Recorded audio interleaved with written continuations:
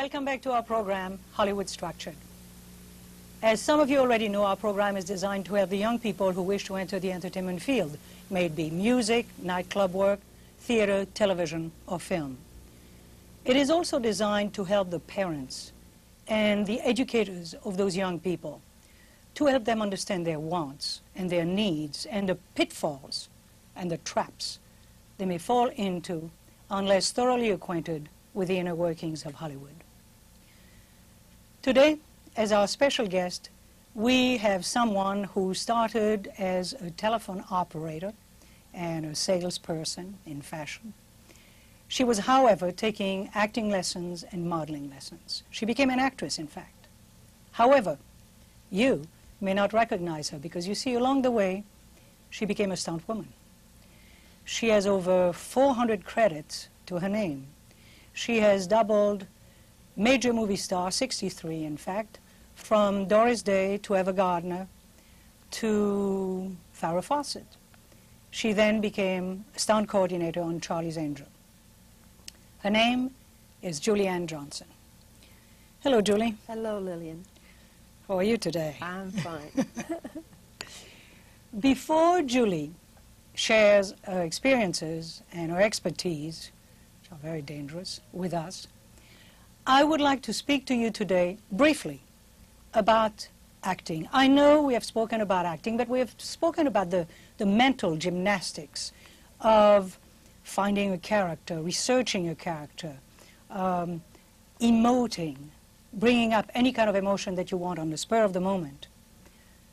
We have not spoken about the physical part of acting, which is that you really should have your body in tip-top shape. However, if the script requires that you run from this place to that place and bump in a tree and then fall 3 foot back, that could be dangerous. If the script requires that you run to your car, get in your car, and at full speed chase another car, smash into a truck, and turn over, that could be fatal to you. This is when stunt people get into the action. I would like to show you a little piece of film, okay? For example, when your favorite film star is seen doing dangerous work like crashing through a window or crashing through a fence or crashing through a door or hanging from a construction site or from the skid of an helicopter or dangling from a rope ladder or attached by one ankle to a hot air balloon or falling from a horse or jumping a 10-foot fence or rolling backwards down a San Francisco street in a wheelchair. When you see that favorite female star doing that, it was in fact Lilyan Johnson who was taking the fall for your favorite female star. So you see, you really have to be in top shape, but when it becomes dangerous, you have to relinquish the role to a stunt person. Okay? All right. Julie, let me ask you some questions. Yes, ma'am. Where were you born? Fullerton, California, which isn't too far from here. From Hollywood? I'm a native. You're a native Californian. Did you think you would ever be in the movies? Yes and no, but when I was growing up, when I was 7, 8 years old, Esther Williams was my idol because she was a swimmer. And I was a swimmer. I was an athlete. My father was a coach. My grandfather's in the Baseball Hall of Fame. So I grew up with all of that. But I never thought for 1 minute that would ever, a dream in a sense, would ever be realized. But for some reason, I got placed, and here I am. Well, I think for the public at large, for example, they are very much aware of male stunt people. I mean, there are 2 or 3 books, maybe a few more now on them. But I've never seen any reference to female stunt people. or books written about them? No, very, very little. The women have come into their own, say, within the last 20, 25 years. Prior to that, there were only just a few stunt women that were allowed to do stunts. Mostly they were done by the men. So it's been dressed in the clothes and the wig and everything because of the danger of the work. And they didn't really feel that females could do that kind of work. But in time, as time went on, we proved that we could. So it's been quite a struggle for stunt women to evolve and to have the position they have in the industry now. It's getting better, and it's still a ways to go before it gets really perfect for the women. But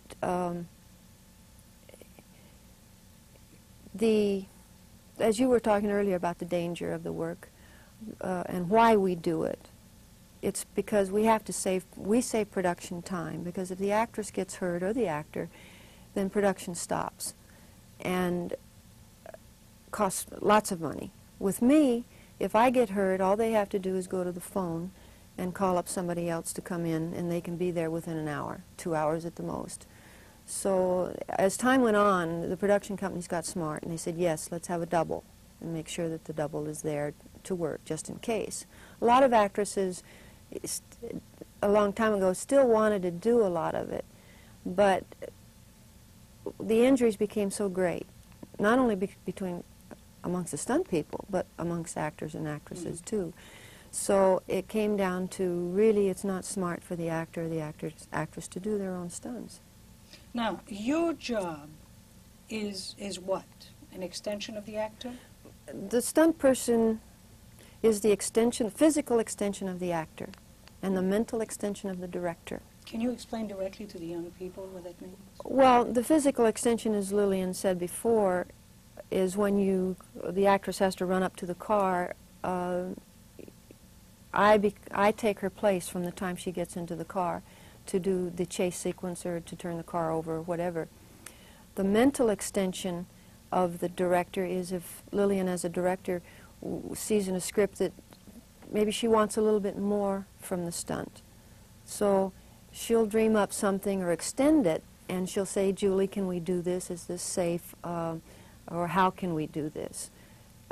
So I then take over from that point and say, yes, it's safe, or no, it's not safe, or yes, we can do it, or no, we can't do it. So therefore, I extend your vision on what you want. Okay. Let's go back to how you got your first break. Oh, that's a long time ago. What do you consider your first stunt? Early 60s. Wasn't it in a commercial or something? Yes, I did well, first two. One was a commercial, which was commercial for Magic Spray Sizing, which is a spray starch. And they needed a girl to jump over an ironing board. And I was called on the audition for it with about 7 or 8 other ladies. And I thought, well, how in the world do they want me to get over this ironing board? So I went home, I put up the ironing board, and I thought, well, there's a couple of ways to do it. So I practiced it, I crashed a couple of times. They either want me to get back and run over it, they want me to stand still and vault over it. Well, it ended up standing still and vaulting over it, and then they reversed the film. It would go back and forth, back and forth. The next stunt that I did was for Nancy Culp on the Beverly Hillbillies. I doubled her rowing a boat out in the middle of Long Beach Harbor. That was the second one. And then the third one, which was kind of a major stunt for me, it was my first major stunt, was for Doris Day in a movie. How did you get it?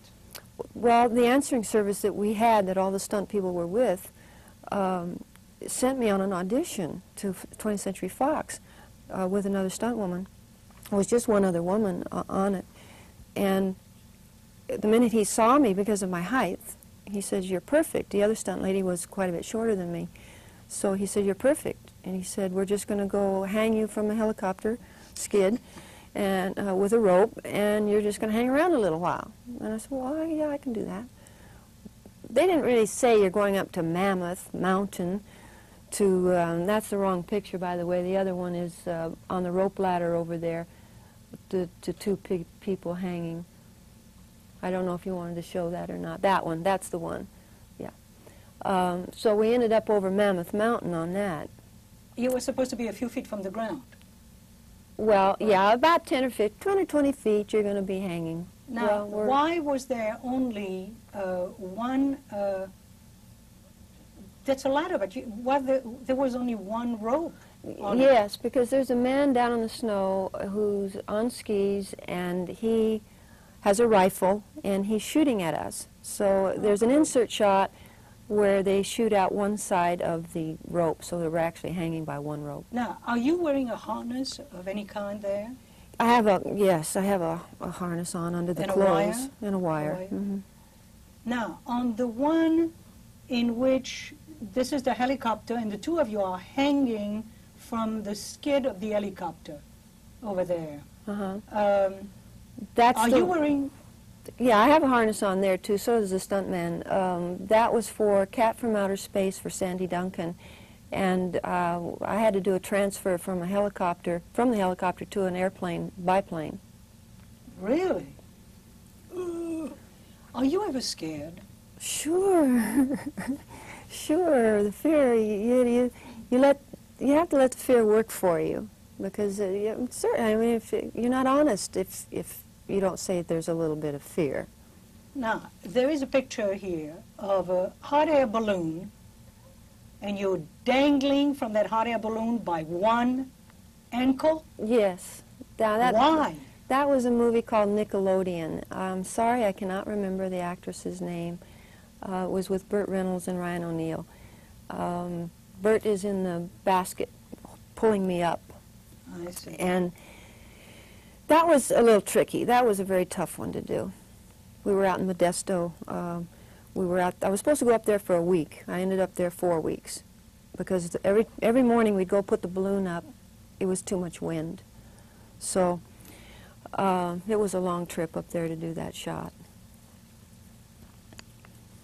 Now, for Doris Day, it's that construction Scaffolding, site, on the left right? corner. The picture on Bottom. the lower left corner. Mm-hmm. Now, you're hanging there. You're hanging there. Are you wearing a harness there? No, there's no. I don't have any safety there. I started up at the top of the picture. I had to go hand over hand down over the beams and under the beams, You're just hanging by your fingernails? Yes. I think we had some pads down on the hill down below, but if I had dropped, it was pretty far down the hill. That was up at Doheny Estates where they built that special scaffolding for me to hang from. Now, do you actually, in fact, drop from that construction site? There's a point where I do, yes. And I end up going down the hill and getting all muddy and scraped up, which I really did, get muddy and scraped up. And then what happened? And then Doris, they at muddy the bottom her of the up hill, and they put her and muddy her dress up, and then she gets in the car with Richard Harris and drives off. and drives off. And the illusion is perfect, Yeah. right? Now, are you going to write a book about stunt women? Have you done any research on this? Oh, yes. I started years ago collecting everything that I could and learning everything that I could about this part of the industry. And I find that there's a story that needs to be told about the stunt women because it's a very, very dangerous, exacting art that we do. There's not a stunt that a woman can't do. Yeah, sometimes we're suppressed from doing them, but that will change. But there's a lot of sadness, there's a lot of happiness, and there's a lot of injuries, and there's death involved in our end of the business. It's a reality. And you think it should be written out? And I think that the true story of what the stunt women have suffered and struggled with over the last 25 years is very important to the motion picture history as it is, I think, to the world, because it's quite phenomenal what we do. You were talking about injuries. There is a picture in which you're crushing, I think it's the lowest right corner there, in which you're crashing through a fence. Mm-hmm. And that was for Jessica Walter in a movie called Play Misty for Me with Clint Eastwood. He directed the movie. Now, they also built a little scaffolding on the left, down below my head there, out over a cliff up in Carmel for me to, that's a catcher, it's called a catcher, that caught me from going down the 100-foot cliff. Now, how wide is that catcher? It was only about 5 feet out and about 5 feet wide, just enough for me to land into, so I wouldn't go down. Are there other people there on either side trying to catch you? No, you don't want too much interruption. The catcher was sound and secure, and they did a wonderful job on it, and I trusted it, and it was good. Okay, now I would like to go to the top right-hand corner of the poster over there, in which you are in a wheelchair, rolling down, and apparently nobody is there to help you. Am I correct? No, that was a movie called Eye of the Cat, doubling for Eleanor Parker. Michael Sarrazin was in it. A cat jumps off the wall up there into my lap, and he's deathly afraid of cats. So at that point, he lets go of the wheelchair because he's I forget the word for being afraid of cats, but anyway, he lets the chair go. And down I go backwards, and I'm on cables at one point, and the chair crashes into the wall, and I spin around, and I go down frontwards. And several takes later, well, it was hard to get it all the timing right.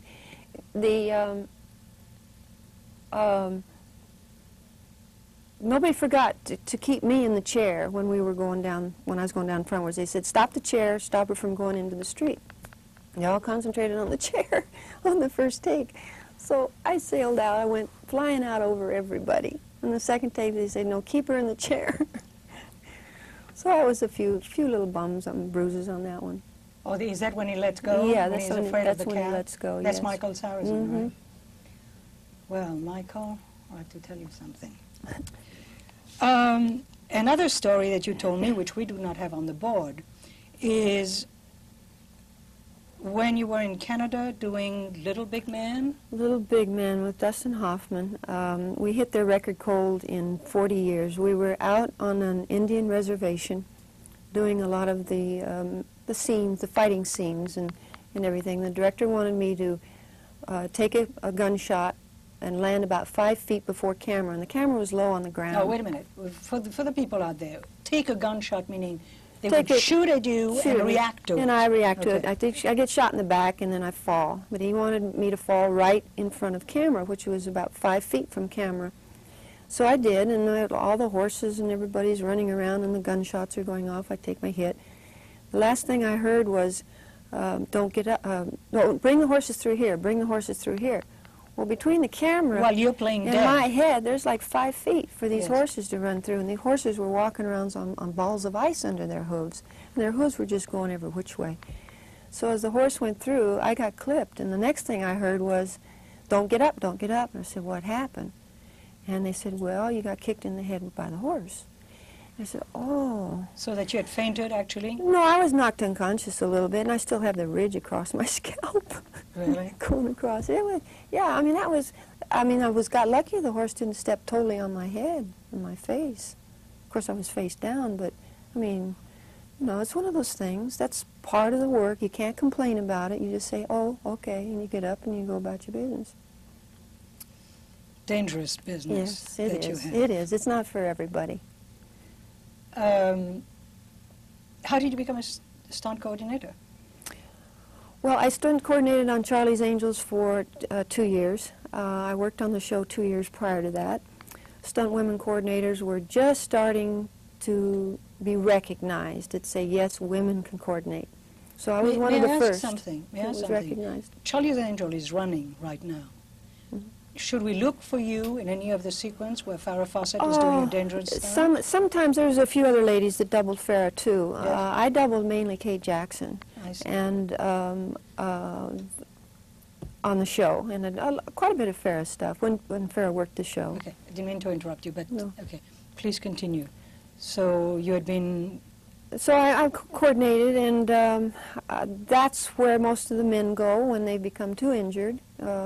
They coordinate, and of course that should be for the women too. And there's only a few women that are going to do it because of the pressure of the job, the stress of the job, the technical aspect of the job.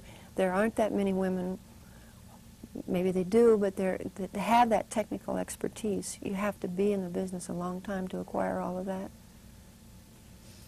That leads you to also second unit directing, does it not? Second unit directing too, yes. Some of our best stuntmen are second unit directors who direct nothing but action, and for the other director. What does that mean exactly? Well, if we're shooting 2 units, your first unit, you as a director, you would coach the actors, direct the actors. Yes. I would go out with a second unit with doubles, stunt doubles, dressed in the clothes, to do the action sequences. I see. And then we come back and we coordinate everything that way. So again, yes, we'll get into that eventually. I'm doing a little bit of it now on action, but it's a very tough nut to crack. A lot of people don't, want to take a chance, and especially on a woman.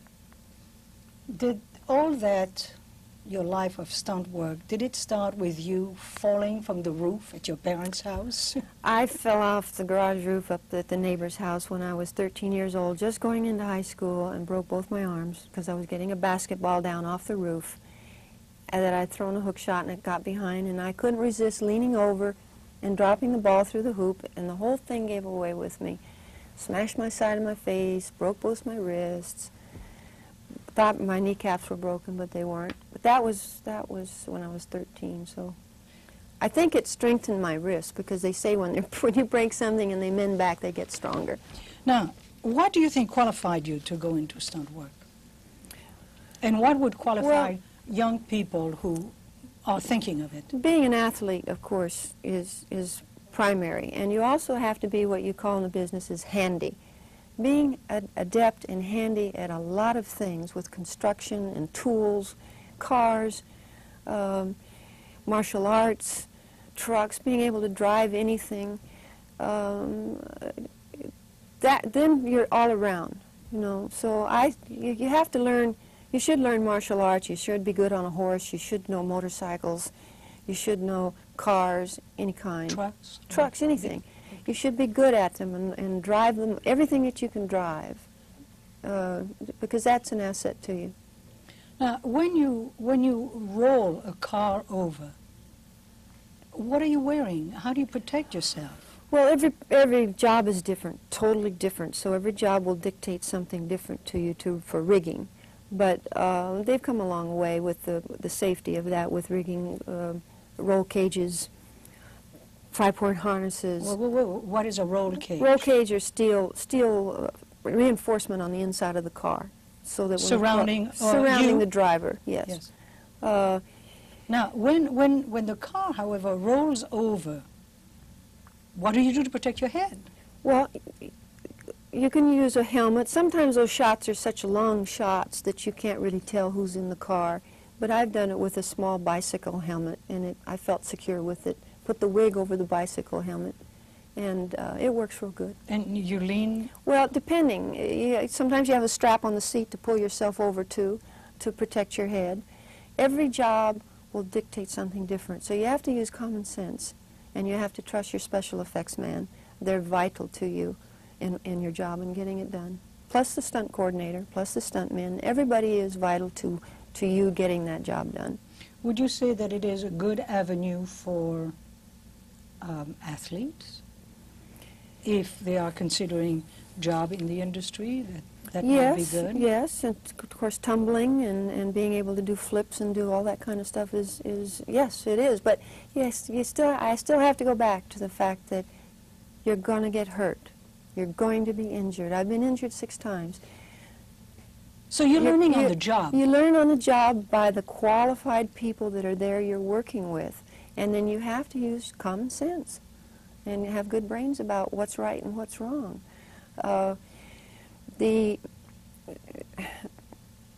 Everything works from the time you get on the set. You are working with a lot of people to get that stunt done.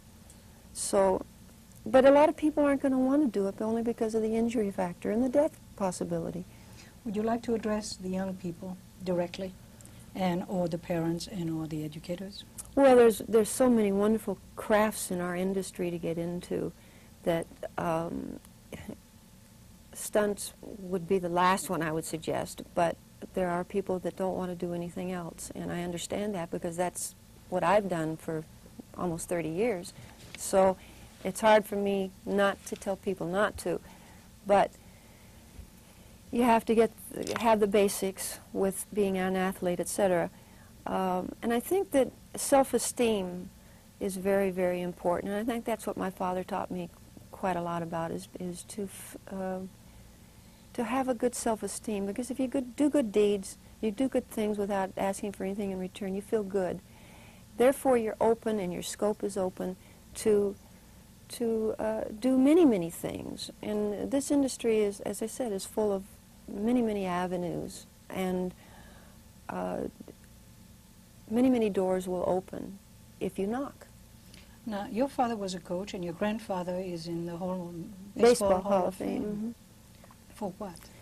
Well, he still holds the world record for triples. He played for Detroit. His name was Wahoo Sam Crawford from Detroit. Played right field for 30 years in the majors.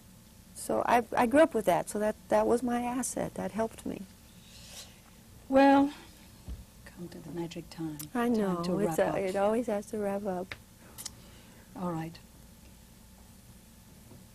We have to say goodbye to Julie, and we have to thank her for sharing her experiences and her expertise and her danger with us. Thank you, Julie. Thank you. Now, you young people out there, remember, if you're tempted to become a stunt person, or if you're an actor and you're tempted to do your own stunt, please don't. Stunt work is a very difficult, dangerous art, very precise. Respect the other people who can do it for you. I would like to thank you, and I would like to say, keep healthy, and I'll see you next time.